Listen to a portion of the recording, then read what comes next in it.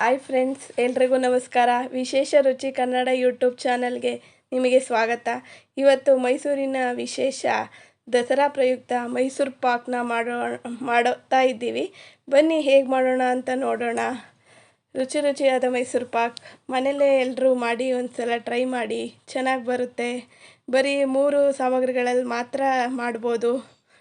ನೋಡೋಣ ಬನ್ನಿ. ಇವಾಗ 1 ಬೌಲ್ ಕಡಲೆ ಹಿಟ್ಟು, 1 ಬೌಲ್ ಸಕ್ಕರೆ, ಅರ್ಧ ಬೌಲು ಆಯಿಲ್ ತಗೊಳ್ಳಿ. ಆಮೇಲೆ ಬಾಣಲಿ ಸ್ಟವ್ ಹಚ್ಚಿ ಬಾಣಲಿ ಇಟ್ಟು ಸಕ್ಕರೆ ಹಾಕಿ ಬಾಣಲಿಗೆ. ಹಾಗೆ ಒಂದು ಅರ್ಧ ಬೌಲು ನೀರು ಹಾಕ್ಕೊಳ್ಳಿ. ಅದು ನೀರು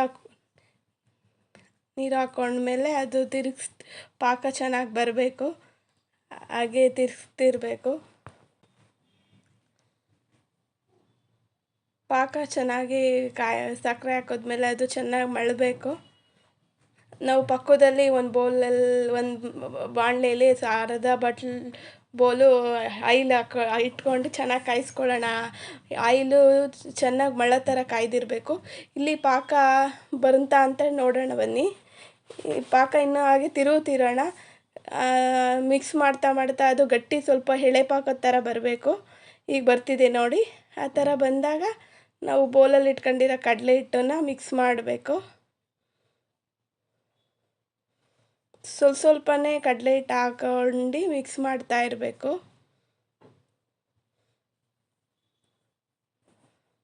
ಕಡಲೆ ಹಿಟ್ಟು ಗಂಟುಗಳು ಇರಬಾರ್ದು, ಗಂಟೆಲ್ಲ ಹೋಗೋ ಥರ ಮಿಕ್ಸ್ ಮಾಡಬೇಕು. ಗಂಟಿದ್ರೆ ಮೈಸೂರು ಪಾಕು ಕರೆಕ್ಟಾಗಿ ಬರಲ್ಲ. ಅದನ್ನು ಚೆನ್ನಾಗಿ ಮಿಕ್ಸ್ ಮಾಡ್ತಾನೇ ಇರಿ. ಅದು ಫುಲ್ಲು ಮಿಕ್ಸ್ ಆಗಬೇಕು. ನೋಡಿ ಯಾವ ಥರ ಬರ್ತಿದೆ. ಮೈಸೂರು ಪಾಕ್ ಮಾಡೋಣ. ಹಾಗೆ ಮಿಕ್ಸ್ ಮಾಡ್ತೀರಿ.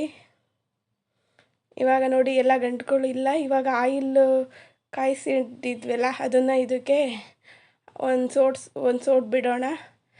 ಹಾಗೆ ತಿರುಗಿಸ್ತಿರೋಣ. ಅದು ಹಾಗೆ ಗಟ್ಟಿ ಆಗ್ತಿರುತ್ತೆ ಪಾಕ.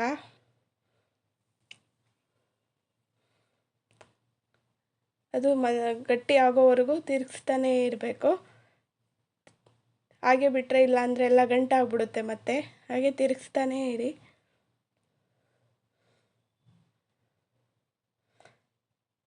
ಹಾಗೆ ಇನ್ನೊಂದು ಸ್ವಲ್ಪ ಆಯಿಲ್ಲು ಮಿಕ್ಸ್ ಮಾಡೋಣ. ಅದು ಆಯಿಲ್ಲು ಹಾಗೆ ಬಿಡ್ತಿರಬೇಕು. ಹೀರ್ಕೊಳ್ಳೋಕೆ ಮುಂಚೆ ಬಿಡುತ್ತಿರ್ತಿರ್ಬೇಕು. ಅಲ್ಲಿವರೆಗೂ ಆಯಿಲ್ ಹಾಕಿ ಮಿಕ್ಸ್ ಮಾಡ್ತಾನೇ ಇರಬೇಕು.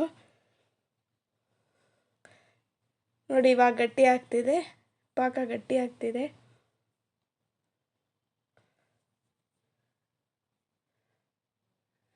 ತಿರ್ಗಿಸ್ತಾ ಗಟ್ಟಿ ಆಗ್ತಿದೆ. ಇವಾಗ ಎಣ್ಣೆ ಎಲ್ಲ ಅದರಲ್ಲಿ ಹಾಗೆ ಬಿಡ್ತಿದೆ, ಹೀರ್ಕೋತಿಲ್ಲ. ಈಗ ಹಾಗೆ ತಿರುಗಿಸ್ತೀರಿ. ಸ್ವಲ್ಪ ಕುದೀತಿದೆ ನೋಡಿ, ಸಣ್ಣ ಕುದೀತಿದೆ. ಆ ಥರ ಕುದೀತಿದ್ರೆ ಬೇಗ ಬೇಯ್ತಿರ್ತೈತೆ. ಮೀಡಿಯಮ್ ಫ್ಲೇಮಲ್ಲಿ ಇಟ್ಕೊಂಡು ಮಾಡಿ, ಹೈ ಫ್ಲೇಮ್ ಇಟ್ಕೊಳಕ್ಕೆ ಹೋಗ್ಬೇಡಿ. ಇವಾಗ ಒಂದು ಪ್ಲೇಟ್ಗೆ ಅದು ಗಟ್ಟಿ ಅದನ್ನು ಪ್ಲೇಟ್ನಲ್ಲಿ ಸರ್ವ್ ಮಾಡ್ಕೊಳ್ಳೋಣ.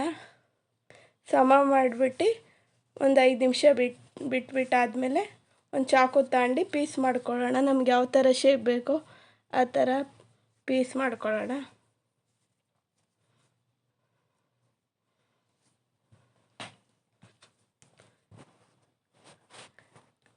ಆಮೇಲೆ ಒಂದು 15 ನಿಮಿಷ ಬಿಟ್ಟು ನಾವು ಅದನ್ನು ಪೀಸ್ ಮಾಡಿ ಎತ್ಕೊಂಡು ಒಂದು ಬೇರೆ ಬೌಲ್ಗೆ ಹಾಕ್ಕೊಳ್ಳೋಣ.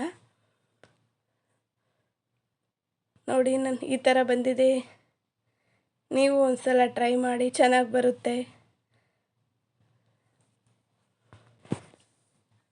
ನೋಡಿ ಹೇಗೆ ಬಂದಿದೆ, ಚೆನ್ನಾಗಿ ಬಂದಿದೆ. ಈ ವಿಡಿಯೋ ಇಷ್ಟ ಆಗಿದರೆ ಲೈಕ್ ಮಾಡಿ, ಕಮೆಂಟ್ ಮಾಡಿ, ಶೇರ್ ಮಾಡಿ. ನಮ್ಮ ಚಾನಲ್ನ ಸಬ್ಸ್ಕ್ರೈಬ್ ಆಗಿ. Thank you friends.